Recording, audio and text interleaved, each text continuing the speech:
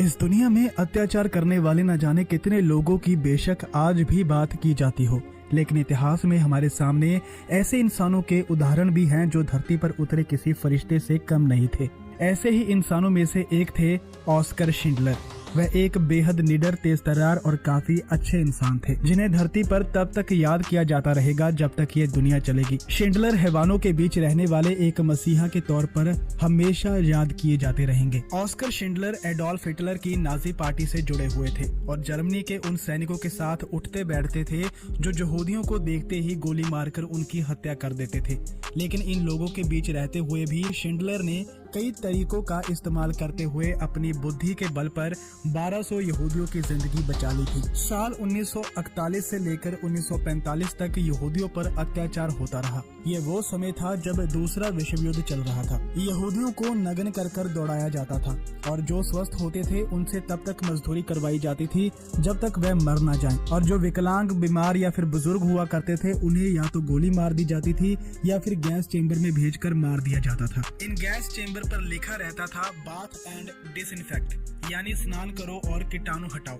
दूसरा विश्व युद्ध खत्म होने तक 60 लाख यहूदी मारे जा चुके थे। लेकिन बेहद अमीर बिजनेसमैन शिंडलर अपना सब कुछ गवाकर भी 1200 यहूदियों को तब तक बचाए रखा जब तक ये जंग खत्म नहीं हो गई। इन लोगों को बचाने के बाद उनको अपना सब कुछ गंवाना पड़ा। शिंडलर की जिंदगी पर 1993 में शिंडलर्स लिस्ट नामक एक फिल्म रिलीज हुई थी। इस फिल्म में हर चीज को उसके असल रूप के तौर पर दिखाया गया है। फिल्म में शिंडलर की भूमिका ब्रिटिश अभिनेता लियाम नीसन ने निभाई थी। 28 अप्रैल 1908 में जन्मे जर्मन बिजनेसमैन ऑस्कर शिंडलर ने अपनी कंपनी में यहूदी लोगों को काम दिया था। उनकी पहली कंपनी पोलैंड में थी जहां पर इन यहूदियों से बर्तन बनवाए जाते थे। लेकिन जब वो काम नहीं चल पाया तो इन 1200 यहूदियों की जान खतरे में पड़ी तो शिंडलर ने अपना काफी पैसा चेक गणराज्य में गोला बारूद की कंपनी शुरू करने में लगा दिया था। उन्होंने जर्मन सेना को बेचने के लिए ये सामान बनाना शुरू किया था जिसकी अक्सर शिकायतें भी आती थी। लेकिन शिंडलर कहते रहते थे कि वो खुद नहीं चाहते कि उनके गोला बारूद काम करे। शिंडलर ने कई तरह के उद्योगों में अपना हाथ आजमाया। फिर वह 1936 में अवेहर यानी नाजी जर्मनी की खुफिया सेवा से जुड़ गए। वह 1939 में नाजी पार्टी में शामिल हुए थे। शुरुआत में वे जर्मन सरकार के लिए रेलवे और सैनिकों के मूवमेंट से जुड़ी हुई जानकारी एकत्रित करते थे। वह जर्मन के पोलैंड को कब्जे में किए जाने से पहले 1939 तक नाजियों के लिए जानकारी जुटाने का काम करते थे। लेकिन फिर इसी साल दूसरा विश्व युद्ध भी शुरू हो गया। इसी दौरान शिंडलर ने पोलैंड में एना मिलवेयर नाम की कंपनी की शुरुआत की जिसमें 1944 तक 1750 लोग काम करते थे। इनमें से 1000 यहूदी काम करते थे। नाजी खुफिया सेवा के लिए काम करने से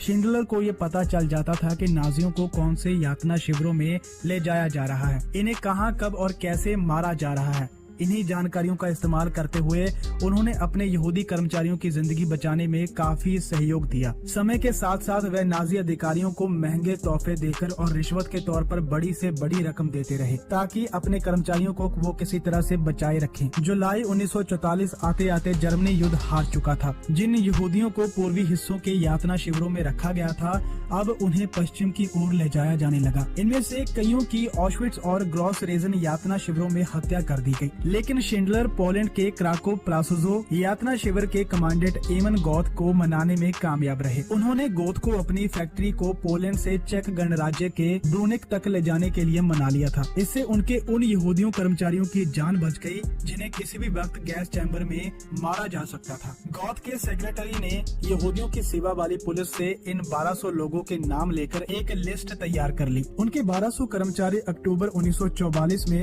ब्रूनिक पहुँचे। शिंडलर इन अधिकारियों को युद्ध खत्म होने तक रिश्वत देते रहे ताकि उनके कर्मचारियों की जान बची रहे। जब मई 1945 में यूरोप में युद्ध खत्म हुआ तब तक शिंडलर की जीवन भर की पूंजी रिश्वत देने और काला बाजारी के माध्यम से अपने कर्मचारियों की जरूरत का सामान खरीदने में खत्म हो चुकी थी। युद्ध खत्म होने के बाद शिंडलर पश्चिमी जर्मन में आए जहां उन्हें यहूदी राह शिविरों ने पैसे देकर मदद की। उन्होंने युद्ध के दौरान जितना पैसा खर्च किया था उनके लिए इन संगठनों ने शिंडलर को धन मुहैया करवाया आया था। इसके बाद वे अपनी पत्नी एमिली के साथ अर्जेंटीना आकर बस गए। वे यहाँ खेती करने लगे। साल 1958 में दिवालिया होने के बाद शिंडलर पत्नी को छोड़कर जर्मनी लौट आए। यहाँ उन्होंने कई कंपनियां शुरू की, लेकिन कोई सफल ना हो पाई। उनको शिंडलर यूडन आर्थिक मदद देते रहे। इसके बाद 9 अक्टूबर 1974 को शिंडलर की मौत हो गई। उन्हें इजराइल में स्थित जेरूशलेम की माउंट जियोन पहाड़ी पर दफनाया गया। वह नाजी पार्टी के अकेले ऐसे पूर्व शख्स थे जिन्हें ये सम्मान मिला। साल 1993 में इजराइल की सरकार ने ऑस्कर शिंडलर और उनकी पत्नी एमिली को राइचियस अमंग द नेशन नाम से सम्मानित किया। ये सम्मान इजराइल की सरकार उन गैर यहूदी लोगों को देती है जिन्होंने युद्ध के दौरान अपने परोपकारी कार्यों से यहूदियों को नरसंहार से बचाया था। अगर आपको ये वीडियो अच्छी लगी हो तो प्लीज चैनल को लाइक, शेयर और सब्सक्राइब जरूर कर दीजिएगा।